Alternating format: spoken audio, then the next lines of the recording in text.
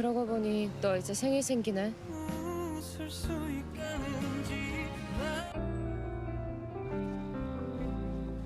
Melanjutkan video sebelumnya ketika Nohdo memilih hal nekat dengan akan membunuh Dohe, di mana ia langsung melajukan mobilnya dan menabrak Dohe dengan sangat keras. Bahkan terjadi ledakan besar yang membuat seisi ruangan terbakar.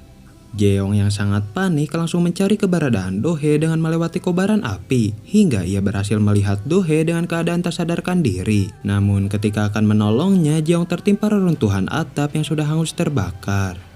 Hingga sebuah keajaiban terjadi saat Jeong mendapat kekuatannya kembali yang membuatnya seketika membaik. Bahkan ia berhasil membawa Dohe keluar dengan kondisi sehat walafiat. Yang hal itu membuat Suknya tak habis pikir mengenai kekuatan Jeong yang dapat kembali.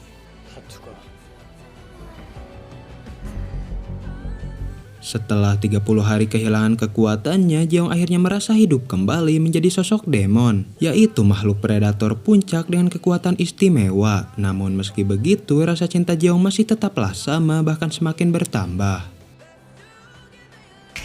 그래 이 맛이야.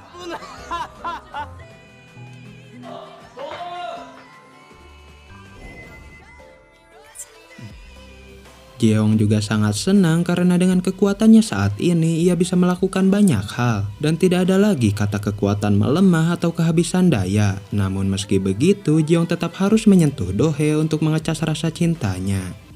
Dengan rasa puas, Jeong menghampiri Suknyo atasannya yang sempat berkata mustahil. Namun ia membuktikan kepada Suknyo mengenai kekuatannya yang telah kembali, yang membuat Suknyo tak bisa berkata banyak dan hanya mengucapkan selamat. Atas kembalinya Jeong menjadi sosok demon membuat sikap Jeong turut berubah dan menjadi seperti dahulu, yaitu merasa paling berkuasa dan sangat meremehkan manusia. Bahkan ia juga sangat senang karena bisa menjalankan rutinitasnya lagi, yaitu menjalin sebuah kontrak. Jeong lalu menghampiri seorang kakek yang sedang mengalami kesedihan, di mana istrinya mengalami demensia yang membuat beberapa ingatannya hilang. Bahkan sang istri tidak mengenali wajah suaminya dan hanya ingat wajah suaminya ketika muda. Jeong lalu menawarkan bantuan namun dengan sebuah syarat, yaitu nyawa sang kakek akan masuk neraka setelah batas waktu 10 tahun. Hingga sang kakek langsung menyetujui hal itu, bahkan meski hanya mengobrol beberapa menit sebelum sang istri akhirnya meninggal.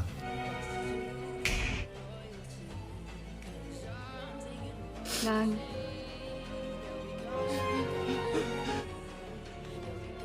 Meski telah menjadi demon, Jeong menjadi sangat bingung saat ia ikut merasa sedih. Bahkan sampai meneteskan air mata yang 200 tahun tak pernah ia rasakan. Yang mungkin itu merupakan efek samping karena sempat menjadi manusia. Meski telah melepaskan jabatan komisaris, Dohe bingung mengenai dirinya yang masih berniat dibunuh. Namun ia tidak mengetahui sosok pelaku yang hampir saja membuatnya tewas. Hingga ia curiga mengenai seseorang yang telah memata-matai dirinya selama ini. Dengan asal nyebut, Jeong merasa Busin merupakan sosok pelaku yang patut mereka curigai. Namun Dohe jelas tidak berpikir demikian karena Busin merupakan orang kepercayaannya.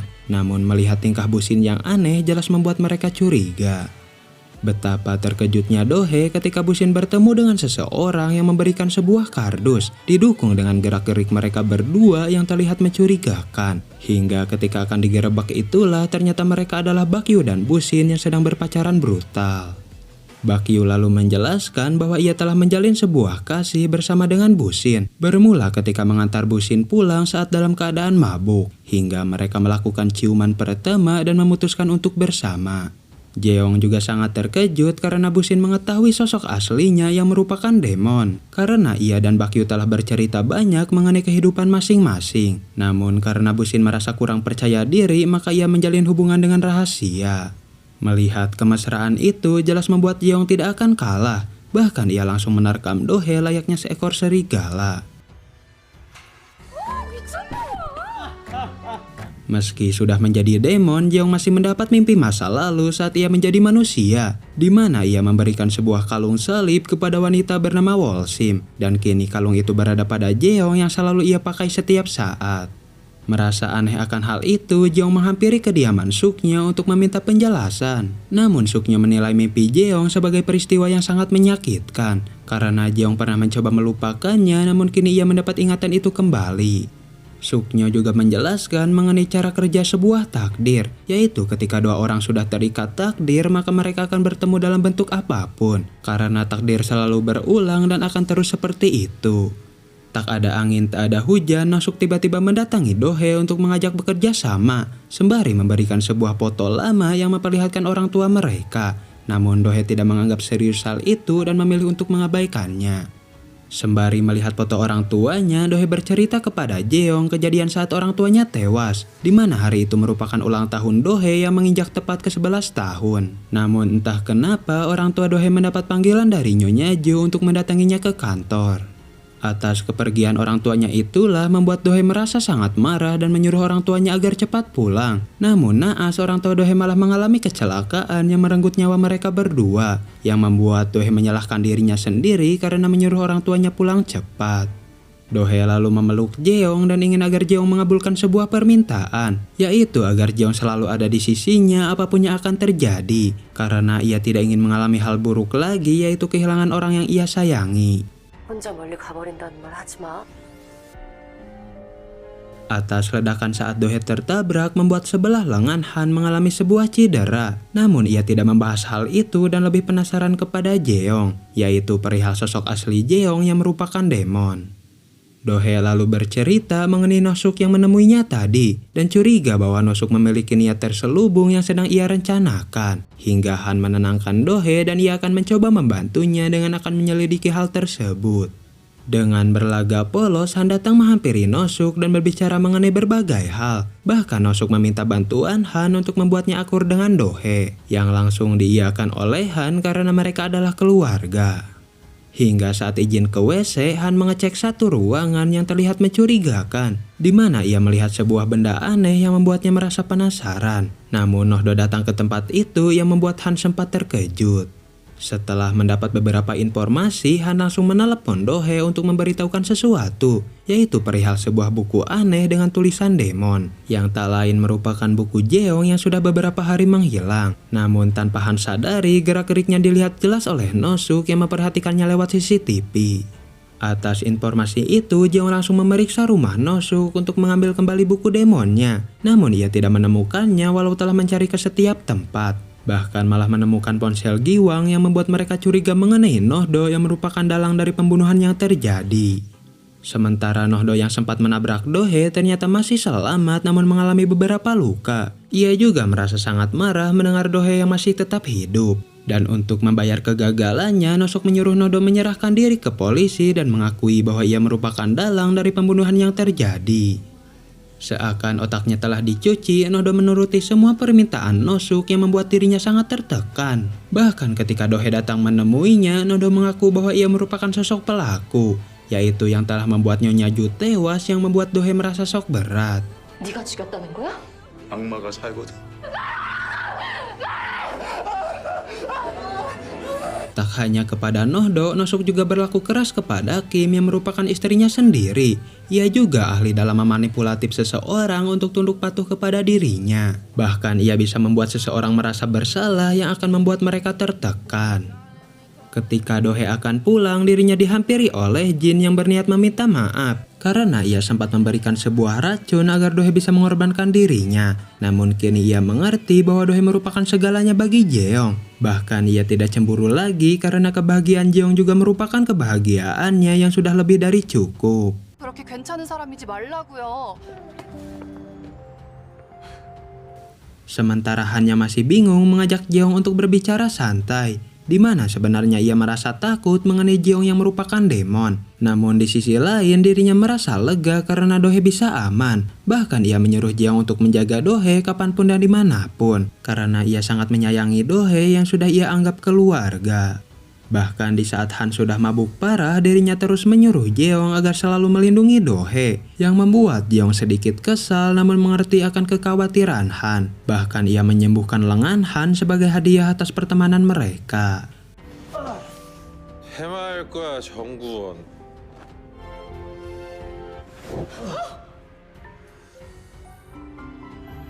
Ketika sedang tertidur itulah Jeong mengingat masa lalunya kembali saat menjadi manusia, di mana Jeong merasa terkejut karena wanita yang selalu ia temui ternyata adalah Dohe. Namun hubungan mereka berakhir tragis dengan Dohye yang tewas mengenaskan. 내가 죽였어. Kita lalu dibawa flashback mengenai masa lalu Jeong, di mana Yisun merupakan anak bangsawan yang sangat dihormati karena ayahnya merupakan ketua desa yang menjabat pada zaman dinasti Joseon. Sebagai putra bangsawan, Yisun selalu disuruh belajar untuk bisa menguasai banyak ilmu. Namun tak jauh beda dengan Jeong, Yisun merupakan sosok pria yang sangat keras kepala. Bahkan ia sangat malas belajar dan lebih tertarik menikmati alam. Saat mencari tempat yang nyaman, Yisun bertemu dengan seorang wanita yang sedang melakukan tarian pedang, di mana membuat Yisun langsung merasa jatuh cinta pada pandangan pertama. Dan melihat Yisun yang ada di tempat itu seketika membuat Wolsim sangat terkejut. Berbeda dengan Yisun yang tak mengenalnya, Wolsim sangat mengenal Yisun yang merupakan putra bangsawan. Ia juga mengetahui sifat Yisun yang sangat malas menimba ilmu. Bahkan Yisun merupakan anak yang sangat dimanja semenjak ibunya meninggal dunia.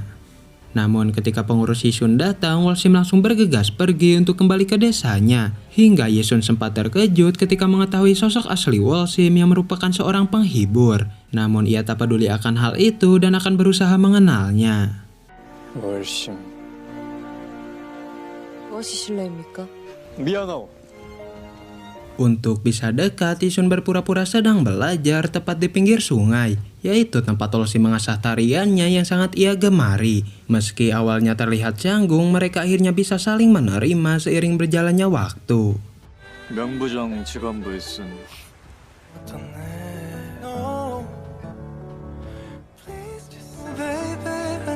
Wolsim yang salting dilihat Yisun tak sengaja menjatuhkan sebelah sepatunya tepat ke aliran sungai. Hingga Yisun langsung berlagak pahlawan dengan akan mengambilkannya. Yang hal itu membuat Wolsim marah karena khawatir dengan keselamatan Yisun.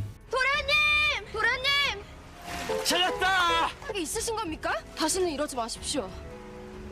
Meski seluruh bajunya basah, usaha Yisun untuk mendekati gadis pujaan akhirnya membuahkan hasil. Bahkan mereka bisa berdekatan dengan sangat mesra. Dan semua itu tak lain tak bukan karena sebuah sepatu.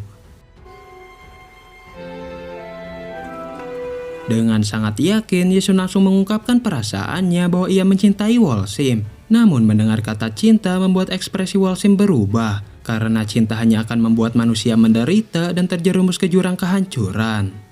Wolsim juga berkata bahwa mereka tidak akan bisa menikah karena perbedaan kasta, di mana Yisun seorang bangsawan sedangkan ia hanya seorang penghibur, dan sesuai peraturan pada zaman itu mustahil mereka bisa bersama.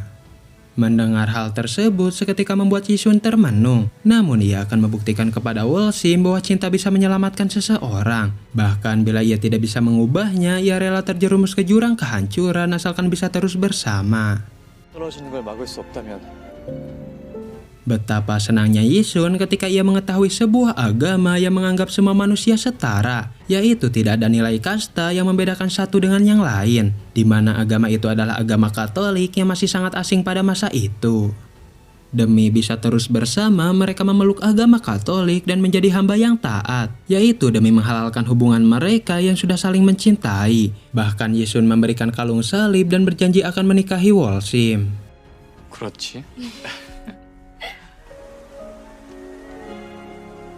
Hingga sebuah malapetaka terjadi ketika Kaisar menganggap agama Katolik adalah sebuah agama yang sangat menyesatkan karena banyak ajaran-ajarannya yang bertentangan dengan peraturan. Bahkan mereka membunuh dan membakar perkampungan yang terdapat penganut Katolik di dalamnya. Khawatir akan hal itu, ayah Jeong yang merupakan ketua desa jelas tidak ingin desanya hancur, di mana dengan saran dari komandan pasukan mereka memilih menangkap Wolsim yang merupakan penganut Katolik, yaitu sebagai bentuk pengorbanan agar desa mereka tetap selamat. Wolsim juga sempat ditanya mengenai pemilik kalung salib yang juga akan mereka eksekusi. Namun Wolsim tidak menyebut Yisun dan berkata bahwa itu adalah miliknya. Hingga Wolsim akhirnya dieksekusi mati yang membuat Yisun merasa shock berat.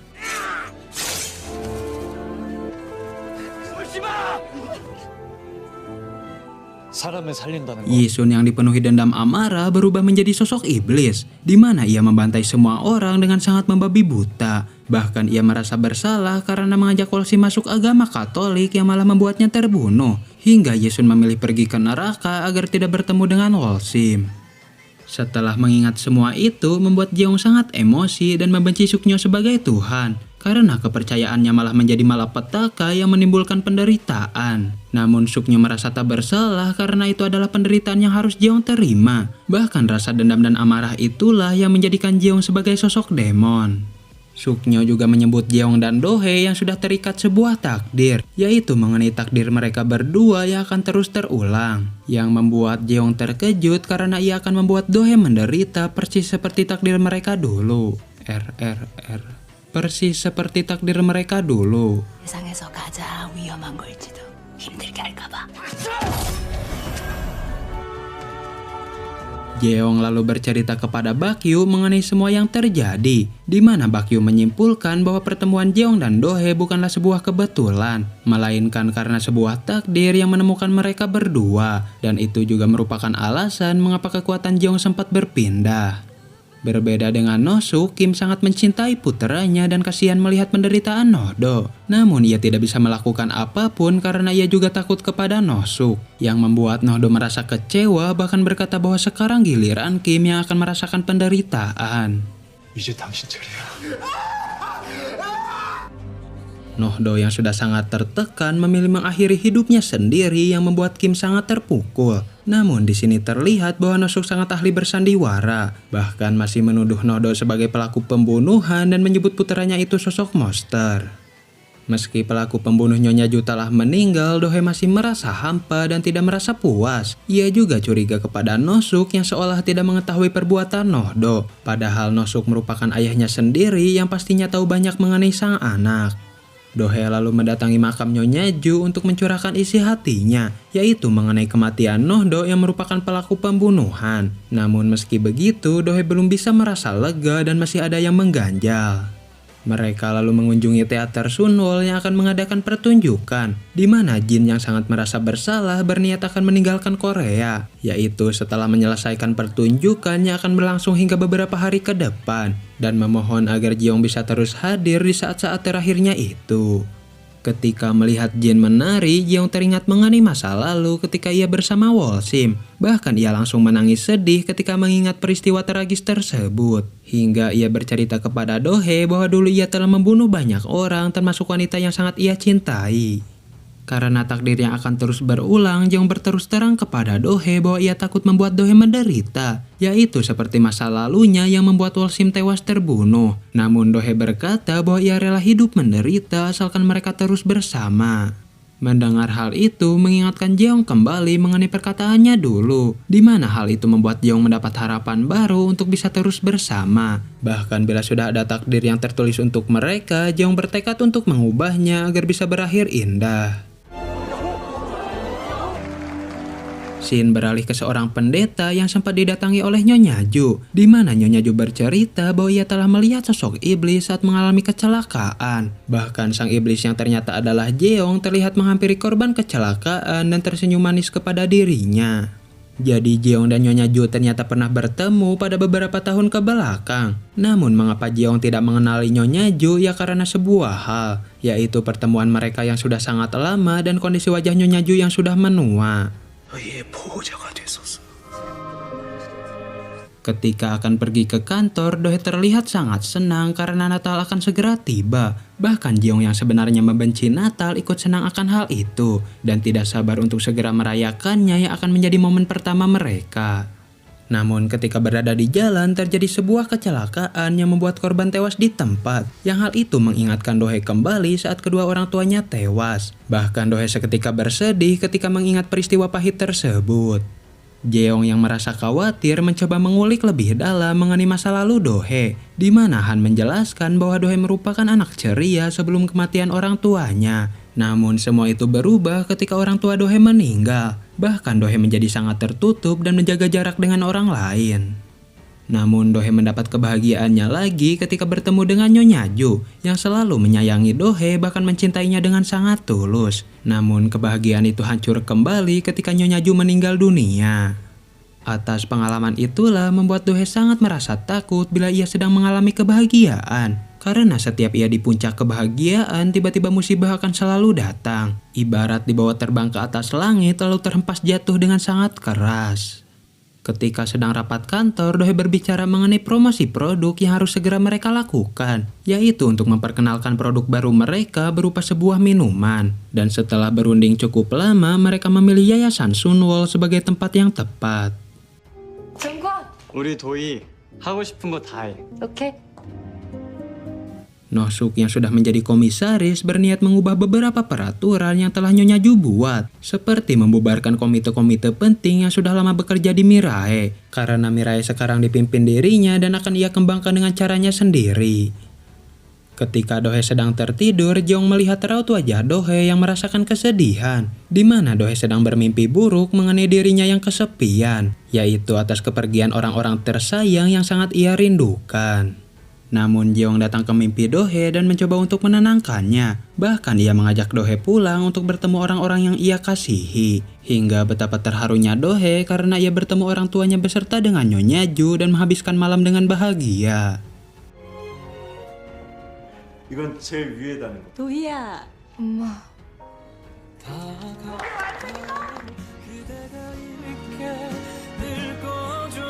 Jeong yang tak ingin Dohee merasa sedih akan mencoba semampu dirinya untuk membuat Dohee bahagia dengan selalu ada di dekat Dohee dan memberikan hal-hal yang romantis. Dan hal itu membuat Dohee senang bahkan melupakan kesedihannya.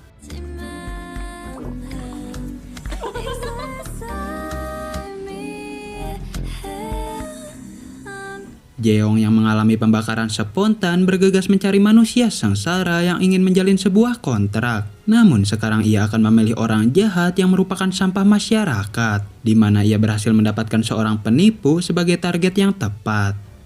Setelah beres dengan kontrak, Jeong pergi ke sebuah toko bunga untuk membeli beberapa bunga, yaitu untuk ia berikan kepada Dohee sebagai ungkapan kasih sayang, yang membuat Dohee merasa terharu bahkan memberi Jeong sebuah ciuman. 꽃의 꽃말은 행복이래. Dohee lalu mendapat telepon dari Nosuk yang mengajaknya untuk makan malam dengan dalih mengingat kematian Nyonya Ju dan memperkuat hubungan keluarga. Ya meski Dohee sebenarnya enggan, ia akhirnya menyetujui undangan tersebut. Atas sikap Nosuk yang kejam membuat Kim sangat tertekan bahkan sudah tersanggup lagi, di mana ia berniat melarikan diri dengan membawa bukti kejahatan Nosuk. Hingga ketika Kim menemukan buku demon, dirinya dikejutkan dengan kedatangan Nosuk yang mengetahui perbuatannya.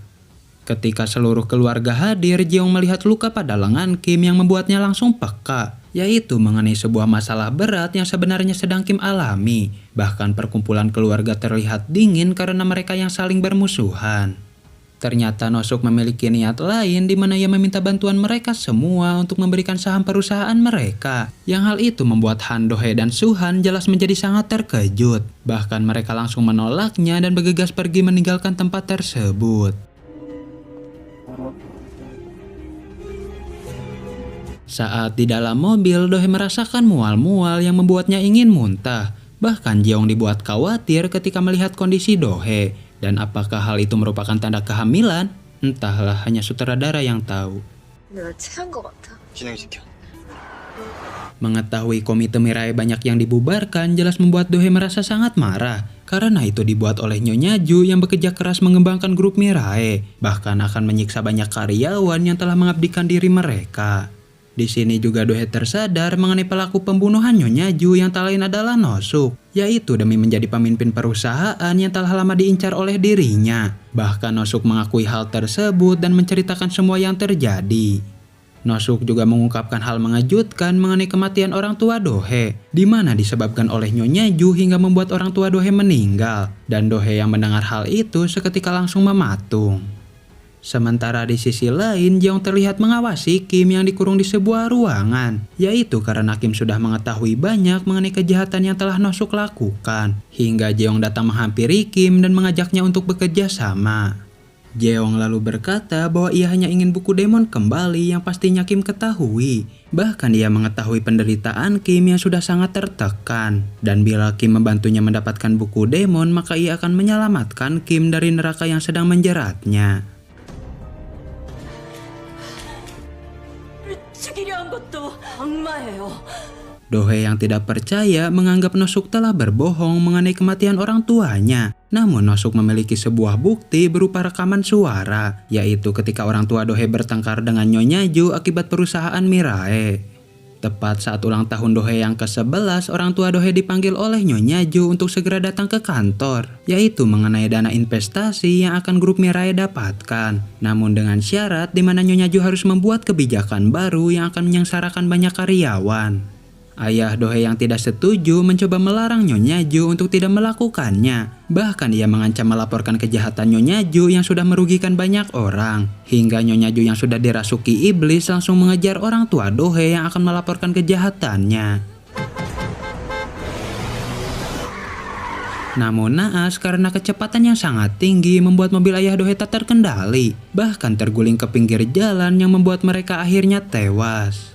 Setelah kejadian itu, Nyonya Ju menjadi sangat berubah dan mulai mempelajari agama. Ia juga menganggap dirinya kotor karena dipenuhi dengan banyak dosa. Bahkan Nyonya Ju membenci anak-anaknya sendiri karena tercipta dari darahnya yang kotor.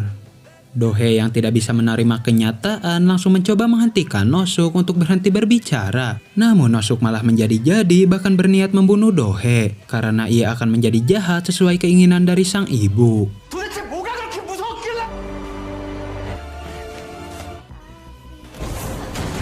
Dalam keadaan itulah Nosuk tiba-tiba terpental dan dicekik oleh Jeong. Bahkan Jeong membawa Nosuk ke atas bangunan tinggi dengan sangat penuh emosi. Namun meski begitu, Nosuk tetap mengata-ngatai Jeong yang tidak akan bisa membunuh manusia. Meski tidak bisa membunuh manusia, Jeong mengancam akan membuat Nosuk menderita hingga memohon untuk mati. Karena ia bisa melakukan apapun yang akan membuat Nosuk tersiksa. Yang hal itu membuat Nosuk ketakutan bahkan memohon untuk dimaafkan. Atas kejahatan yang telah Nosuk perbuat, jelas ia harus bisa membayarnya dengan terkurung di dalam penjara. Namun Nosuk terlihat santai karena mereka tidak mempunyai bukti. Namun Nosuk salah besar karena Jeong telah memiliki bukti kuat, yaitu Kim yang sedang melaporkan kejahatannya. Nosuk yang sudah putus asa memilih mengakhiri hidupnya sendiri dengan terjun dari atas gedung, yang membuat Dohe menjadi sangat shock ketika melihat momen mengerikan itu. Namun mereka tidak bisa melakukan apapun karena sudah menjadi pilihan Nosuk sendiri. Mengetahui Nosuk yang telah membunuh ibunya jelas membuat Suhan menjadi sangat shock. Bahkan kematian Nosuk seketika langsung menyebar luas dan menjadi pembicaraan hangat. Namun terdapat hal janggal di mana jasad Nosuk belum bisa ditemukan karena tenggelam ke dasar air. Namun di sini saya hanya menebak mengenai jasad Nosuk yang belum ditemukan, dan mungkin ia berubah menjadi sosok demon hingga akhirnya hidup kembali karena Nosuk dipenuhi dendam amarah yang sudah sangat cocok menjadi iblis. Namun ini hanya asumsi saya saja yang belum terbukti kebenarannya. Han yang mendapat berita kematian Nosuk langsung mendatangi Dohe karena merasa khawatir, di mana Dohe menjelaskan perkataan Nosuk mengenai Nyonya Ju yang telah membunuh orang tuanya. Namun Han langsung menenangkan Dohe dan menyuruhnya untuk tidak percaya. Han lalu memohon kepada Jeong agar bisa menenangkan Dohe, karena bila benar Nyonya Ju adalah penyebab orang tua Dohe tewas, maka akan membuat Dohe sangat bersedih, yang langsung diiyakan oleh Jeong dan akan berusaha semaksimal mungkin.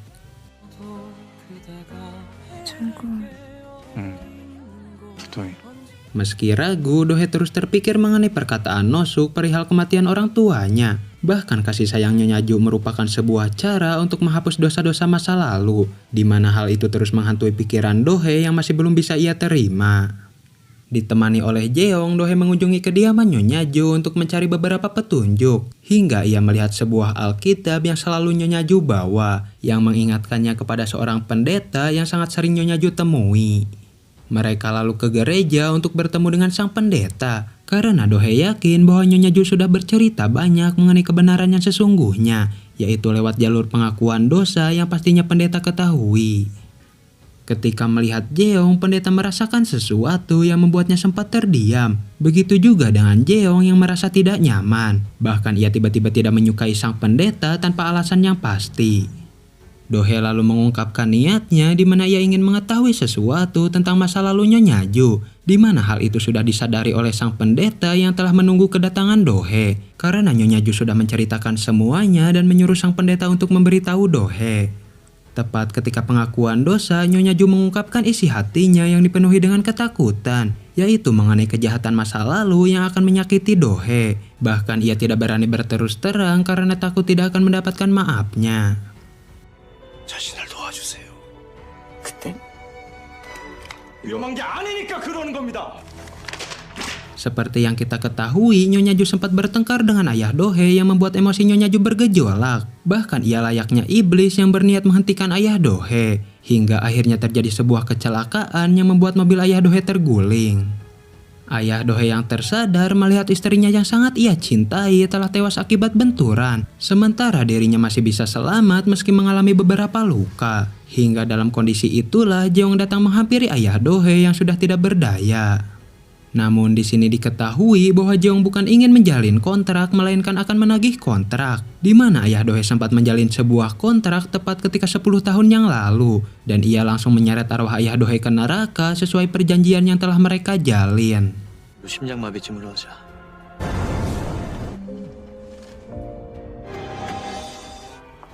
Dalam momen itu jugalah Nyonya Ju seketika mematung ketika melihat Jeong. Karena dirinya yang merasa memiliki sifat iblis akhirnya melihat sosok iblis secara langsung. Bahkan hal itu membuat Nyonya Ju ketakutan dan akhirnya bertobat dari kejahatannya.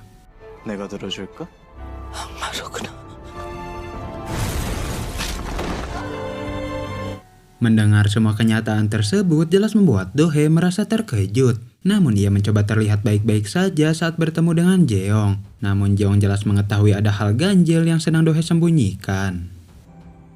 도토이.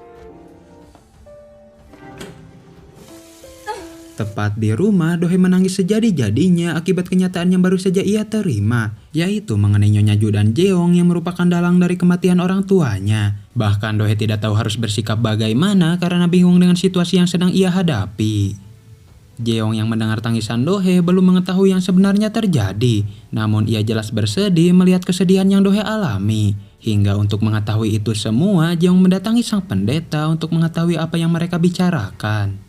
Pendeta yang mengetahui sosok asli Jeong menyuruh Jeong untuk meninggalkan Dohei karena Jeong merupakan makhluk berbahaya yang akan membuat Dohei menderita. Hingga sang pendeta memberitahukan Jeong masa lalu saat Jeong menyeret nyawa ayah Dohei masuk ke dalam api neraka. Jeong yang sempat lupa akhirnya ingat mengenai kejadian tersebut yang membuatnya seketika termenung dengan kenyataan yang telah terjadi. Bahkan sekarang ia tahu mengenai alasan Dohei yang terlihat menghindar dari dirinya. Jeong juga ingat mengenai momen pertama saat ia bertemu ayah Dohei. Namun entah apa permintaan yang ayah Dohei buat belum diceritakan dalam episode ini. Tapi intinya Jeong merasa sangat bersalah dan bingung untuk berkata apa kepada Dohei. Setelah mengetahui fakta menyakitkan itu, Dohei mengunjungi makam Nyonya Ju untuk curhat mengenai masalahnya, yaitu mengenai kematian ayah Dohei yang disebabkan oleh Jeong. Bahkan ia ragu mengenai pilihan hatinya yang telah jatuh cinta kepada pembunuh ayahnya sendiri. Namun Dohei mencoba berpikir positif mengenai ayahnya yang telah membuat kontrak. Barangkali Jeong telah menyelamatkan ayahnya yang saat itu sedang terdesak, dan ia bertekad untuk mengetahuinya agar semua masalah dapat menemui titik terang. Dohei lalu menghampiri Bakyu untuk berbicara mengenai hal penting. Namun karena Bakyu ada urusan, ia menyuruh Dohei untuk menunggunya di ruangan Jeong. Dan momen tersebut berbarengan dengan seorang wanita yang terlihat sangat terburu-buru. Ketika Dohei berada di ruangan Jeong, terdapat juga seorang wanita yang masuk ke dalam ruangan, di mana wanita itu mencari keberadaan Jeong yang tiba-tiba berada di hadapannya. Hingga sang wanita berterus terang bahwa ia ingin membatalkan kontraknya yang sudah tepat ke 10 tahun.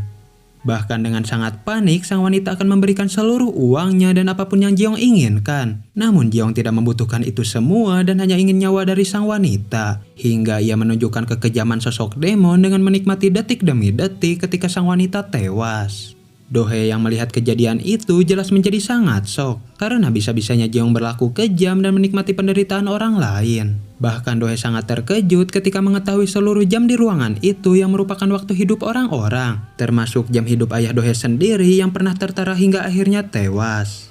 Dohei yang ketakutan langsung bergegas meninggalkan teater dengan Jeong yang mencoba mengejarnya. Namun melihat Dohei yang ingin menjauh membuat Jeong akhirnya tersadar. Bahkan ia membiarkan Dohei pergi untuk bisa menenangkan diri.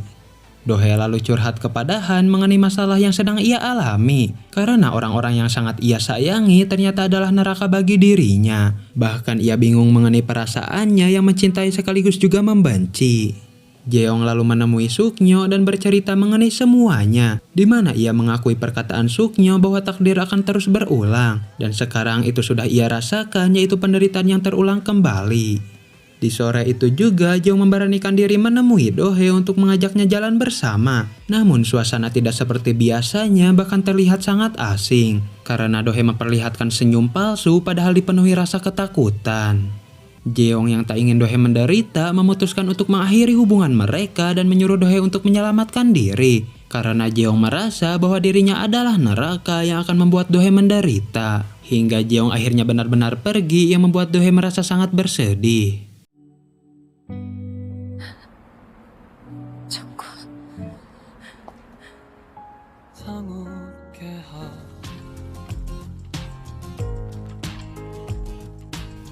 Duh, malah sad ending gini. Bingung juga sih kalau jadi Do-hae, di sisi lain benci namun takut kehilangan. Itulah cinta derita tiada akhir. Oke lah, kita lanjut episode selanjutnya ya. Terima kasih yang udah nonton, jangan lupa ngopi.